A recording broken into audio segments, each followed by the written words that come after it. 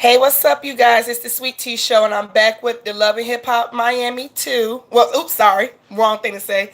I'm back with the interview. Well, not interview. How you say it? Oh, I'm messing up today. Y'all know what I'm trying to say. Review of Miami Love and Hip Hop Season 2, Part 2 of the reunion. That's how I should have said it, but you can tell I just woke up. I just took those individual lashes off. I was actually about to head out, so that's why I look like I'm still sleepy. But like I said, I just woke up, just took them lashes off and everything. So, and I was about to head out. But anywho, I did not do part one. Part one wasn't really that interesting to me. I was going to do it, but the way Mona Scott had everything set up last week, like all these back-to-back episodes, it was like, okay, some of us got things to do, and some of us cannot just be doing back-to-back videos like that. Like, I tried, but it was just like, come on now. But anyway, yeah, part one of Miami was not even all of that. Like, I didn't like how Trick ganged up on Amara because she didn't go on a date with him. Veronica sitting up here talking about you should defend me. Like, no, y'all wasn't friends. Then I feel like we wasted 15 minutes on Pretty Ricky with the fact that they should got paid. Like, how do y'all not know y'all should got money when y'all did all those hit records or whatever? And everybody's making excuses for their dad. Like, it was nothing to really talk about to me. But this part two, I actually had to get my popcorn, baby. They was acting a fool. Of course, nobody fight because security guards ain't playing that. But it was still worth watching. I got a little giggle out of it. So let's go ahead and jump to it. So we leave off where we started last week. Trina and Trick going at Trick over here yelling with his swollen face ass, talking about if it wasn't for Trick, it wouldn't have been no Trina. I made you and this and that. And Trina was like, fuck you and this, that, and the third. Talking about you mad because my music is better than yours. Nobody want to hear your dusty shit. And then you got Trina just yelling, calling this man all type of names, talking about his face, his body, and how ugly he is, and he ain't got no talent. He called her a bitch. He called her a hoe. The security guards telling him to sit down. They try to pull Trina back, and Trent was like, y'all always let this hoe talk. Y'all never let me talk. And Nina just like, okay, we're not getting nowhere with this. Like she always do. She throw them hands up with that car. We're not getting nowhere with this. So we need to stop. We need to just move on. They take Trina backstage. Her and Joy walk back there. Trina is still going out to herself. Fuck you. I'm sick of this bitch. I've been sick of this bitch for 10 years. And this, that, and the third. I'm not coming back out. Like, she'll just be a very much drama queen. But you know what? I feel like at that moment, she just snapped. I feel like Trina was one of those people that just snapped. Like, obviously, Trick been getting on her nerves for the last 10 years, like she said. And today was the day she just exploded. She couldn't take no motherfucking more of this mess. And she let it all out how she feel. And I will say this, the way Trina was acting last night, she been felt that way. She been felt that way about Trick. And like I said, tonight was the night she let it all out, baby. She had to say how she felt, period. So that was that. Like, it's sad to see, but sometimes people work together for years, but that don't mean they like each other. They probably just tolerate each other for the money's sake, But tonight was the night Trina just had to let it all out. So moving on from that, they get to the next scene, which is Prince storyline. They talk about how Prince is with this poppy shampoo and how he wanted to be a promoter. He went from being a promoter to now want to be in the music gang. They showed all the previews of it. Then they talked about what made him want to be in music. And can he do like a little dance? He did a little dance. They show how he worked with Chaotic and try to work with Trick. And he signed to this producer now. So we talked about that. Then we get into the whole situation with how him and Chaotic fell out. They showed when Chaotic was like, "Ooh, Liz keep looking at me, she could get it." So they asked Chaotic, "Why did you say that about Liz?" So he sat there and said that Liz was looking at him and this, that, and the third. And Prince was like, "But that was very disrespectful. Like, you supposed to be my friend." Chaotic got in his feelings. And you know what?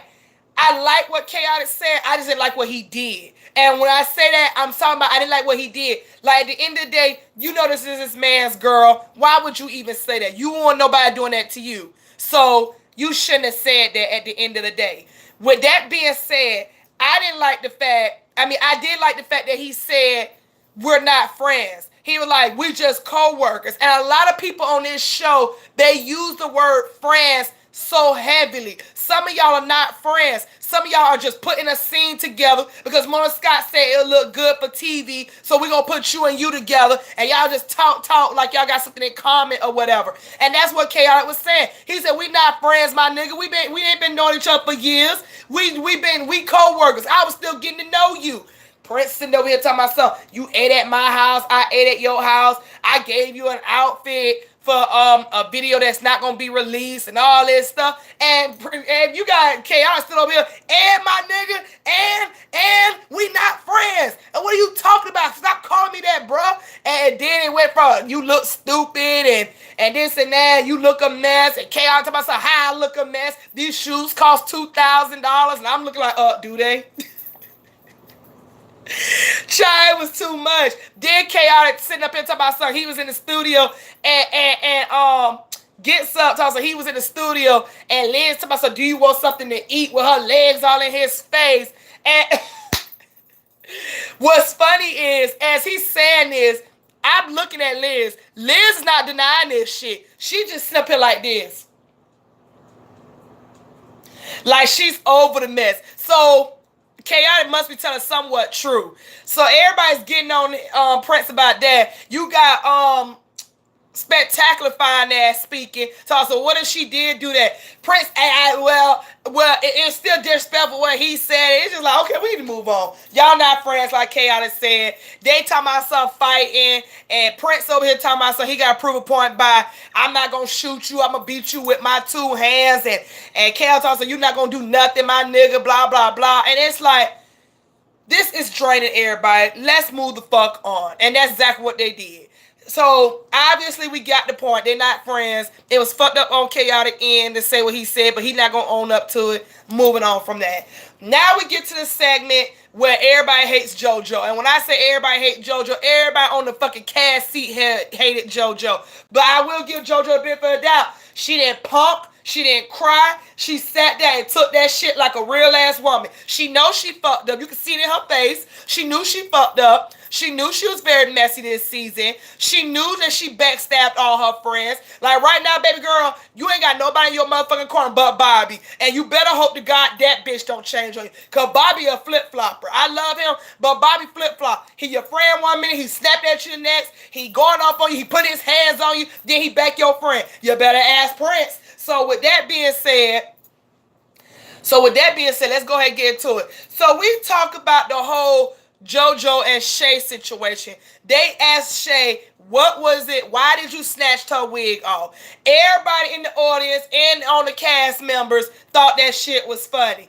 And me personally, I didn't necessarily find it funny. I mean, like, and let me say why. I'm not saying JoJo didn't deserve it, but at the same time, it was like, Shay, why? You just had like a major surgery and you right here taking somebody with us between your coochie and all that stuff. It's like, that don't mean you want to fight because you snatched somebody's wig off. Like, if that's all it takes to beat somebody up nowadays because you snatched fake hair off their head, then I guess everybody out here looking like Jackie Chan and Walker's Texas Ranger. If that's what it takes to kick somebody's butt, snatch your wigs off, I guess everybody's the new Steven Seagal and all that dumb shit. Because I don't see how that's whooping somebody's ass at the end of the day. But anywho, Shay sits up here and says, JoJo tried to make it seem like we wasn't good friends. Like we were hanging out. We hung out numerous of times. We was cool or whatnot.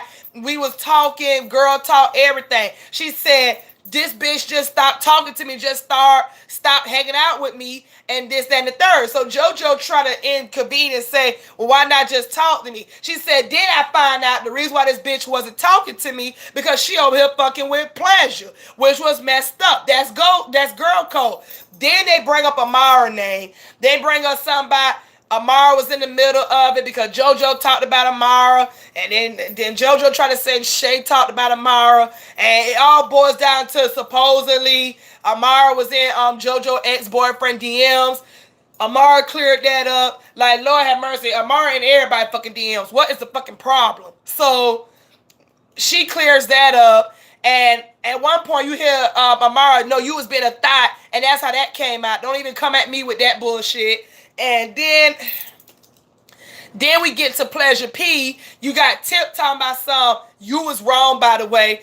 Well, Pleasure P, Fuckboy Tennessee's kicked in. He basically says they was never dating. They just went on a couple of dates. So JoJo didn't deny it. She just, like that. She didn't really deny it or whatever. So I don't know. And then he clears it up. He didn't even know Shay and JoJo was friends. So let's be clear on that. Fuckboy Tennessees, they always claim they don't know nobody's friends. So I don't too much believe what comes out of Pleasure P mouth, but he cleared it up. So that's good enough for y'all. It's good enough for me. Then Miami Tip gets in her fucking feelings and starts going off on JoJo about the whole Prince and Bobby thing, how she was being messy about that. And then Nina Host was like, wait a minute, didn't y'all kiss and make up? Then Miami said, I ain't had no storyline, so I'm gonna make this my fucking storyline. So she started going off on JoJo, talking about JoJo this bitch and that, and you around here being messy, blah, blah, blah, not letting JoJo speak. It was just too much. And then I looked at Miami Tip outfit. I'm like, girl, you need to be more mad that you looking like Mustard in that outfit than worrying about what JoJo got going on. Like, I thought it was a dress last week when I looked at it. It's actually a romper. It was ugly. I did not like it. It gave me flea market tees. It gave me like something you just want to wear outside to a barbecue that you just got from a flea market or something. It did not give me like reunion tees or whatever. Like it was all jacked up the hill, and I was just like, girl, sit down. Maybe you mad because it's all up in your vagina right now. Like, girl, sit down. So yeah, Miami Tip was just mad at JoJo. Then we get Veronica, and this is the only reason why I'm gonna give Veronica some TV time of my time about this. She mad with JoJo. She said JoJo's an ugly person on the inside. Surgery can't help her. I wish she would have took the fight deal because I want to whoop the bitch ass. And I'm just like, and I'm not even gonna lie, Veronica, I still don't like you. Okay? I'm not saying JoJo didn't do no fucked up shit to you, but I still don't like you.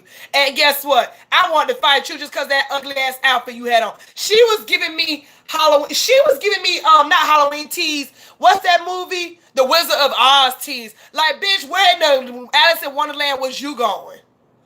You tried to give us a Lady Gaga and it was not working. You looked stupid on that stage. Like, what you was gonna do? What you was gonna do to JoJo? Poke her in the eye with your titty pointings? Moving on from that scene, like everybody just hated JoJo, and Bobby somewhat tried to have her back. He laughed and he co-signed it, and I'm just like, child. At the end of the day, Bobby is the only friend of yours up here. That's it. Until he sells out on you, cause it's gonna happen, baby. I get by next season. I get by later on tonight when y'all leave. Then you see Amara. Excuse me, sorry y'all.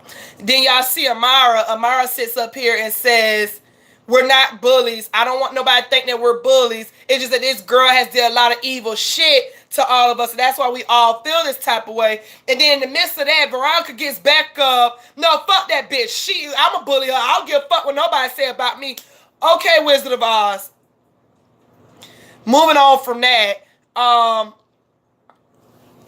Amara did say in some part of her, she do give a fuck about this bitch, but in the perfect world, she wanted to punch. And you could tell Amara is hurt by JoJo. If you pay attention to Amara's face with that crown on her outfit, Amara was like this the whole time. Like, you could tell she wanted to cry, like she said, but JoJo's not worth her tears no more. But you could tell Amara really is hurt by JoJo, and it's fucked up. So moving on, so I really do think Amara and JoJo was friends outside that show, and Amara and JoJo got big headed. I don't know what's because she part of screen credits now or what. I don't know what got into JoJo. I don't know if these producers hyped her in her back, but you can tell Amara is hurt by her. So much to the fact, now we get on this scene with the whole, now JoJo looks even more dumb in this scene. We talk about the whole Roots thing. And I'm not going to spend too much of my time on it because I thought it was the stupidest thing. So to sum it all up, first and foremost, JoJo don't even know the meaning of what Roots mean. And see, this is what Amara and everybody was saying. You can't be going around here calling people whatever, saying they put a jinx on you or voodoo on you or roots on you and you don't even know what the fuck it mean. She literally sat up here and said, I don't know what it means. And I'm so mad with JoJo at that point because it's like, baby girl, before you accuse of somebody of something like that, and before you even use that word, don't you think you should look that up? You had a bed and a laptop in that room. I seen the laptop. Don't you think you should open up that damn laptop and Google what does roots mean? And like I told y'all before, I heard of it because the way my grandmother taught us, when somebody says somebody got roots on you, it's basically like they got a hold on you. Like they can control you. They make it seem like they make you feel like you can't lead them. You got to have them in your life no matter how much bad stuff they do to you or treat you. Like the way that's how my grandmother showed it to us. I don't know if it's true or not, but like I said, when I was growing up, I used to hear my grandmother say, her sister husband got roots on her because he does her so dirty. He cheats. He's going with another woman. He don't pay no bills. And yet my aunt found him on a sidewalk. That's how she first met him. He was homeless. And she took him in. And he still treated her like and she cleaned him up, got him a job, got him clothes and everything. He was a bum asking for 25 cents on the road. And she took him in. And now she's married to him. They've been married for years. Like, I was a baby when they got married.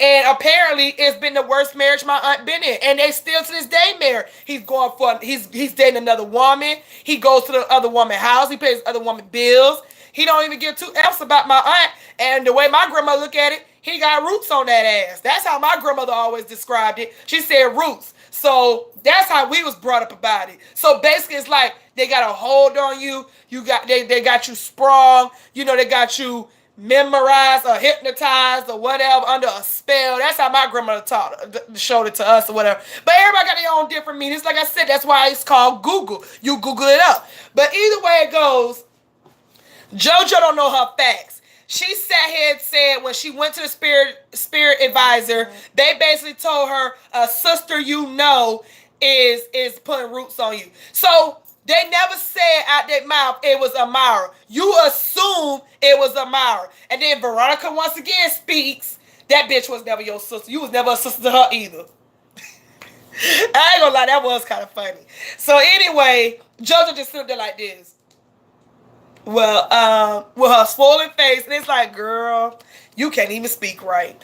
So then Amara gets in her feelings and talk about stuff. And not only you did that, you said that my mother put roots on you because the food you ate over there. She said, you know I don't play about my mother. I want to punch you, bitch, but I'm not going to do that. I'm not going to do that. And it was just awful. Then you got Bobby sitting up here talking about, I apologize for co-signing, twerking all to it. I was going by what she told me or whatever. And it's just sad. And then Amara was like, and at the end of the day, before you accuse somebody of that, you need to know what it means. Then they try to get into this other word about some, I don't know that word. It was a Spanish word or it might not have been a Spanish word. I don't know. But Amara cleared it up, said she don't do none of that. Okay? So that was that. JoJo, you really don't need to be going around here telling myself somebody put roots on you when nobody put roots on you, baby girl, and you don't even know what the fuck it means. That's just sad. That's just like when Shannon on Bad Girls Club called Valentina Kunta Kinte. Then later on one sit up here telling myself, I didn't know what it mean. You know it meant enough that she was black and she was African. You called her that shit,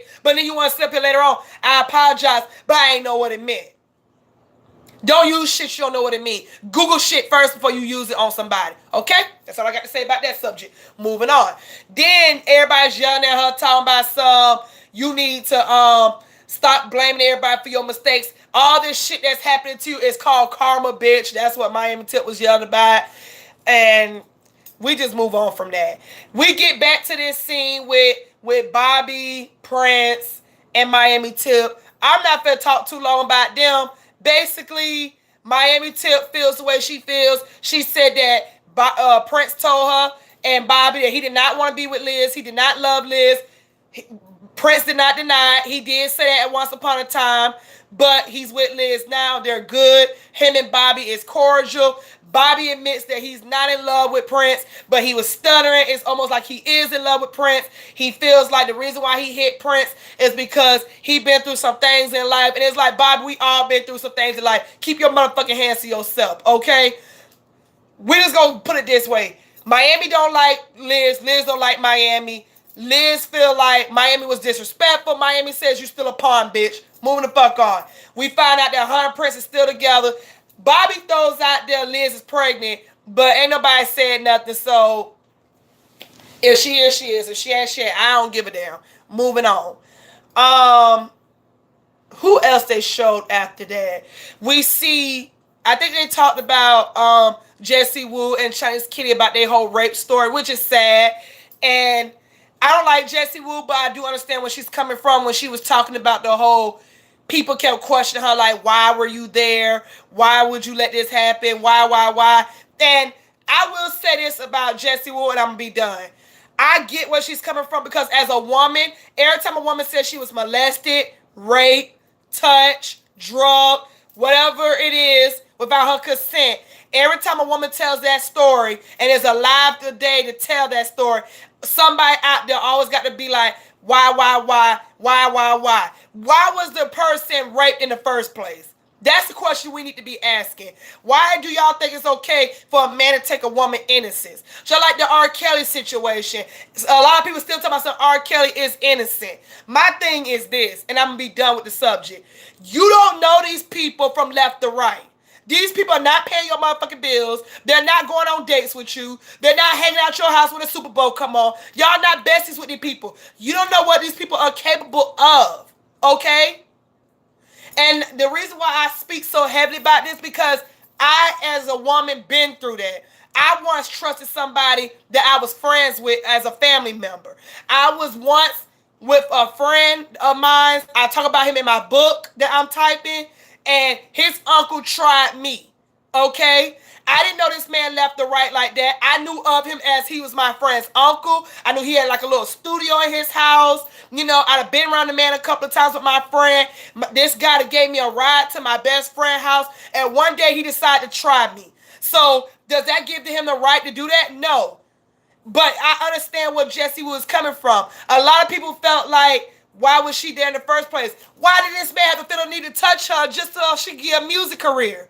That's not right. And that's the only time I felt bad for Jessie Woo. And I'm not going to spend too much on it. Like I said, women get bashed for shit like that. And I don't like it at all. And I'm not going to say there's women out here that don't lie and do shit like that for attention, which is fucked up. Because it's women like y'all who do that, make it hard for women like me and others who was a survivor of that shit. Because let's be honest, most men will kill your ass dead after they rape you to keep your ass from talking.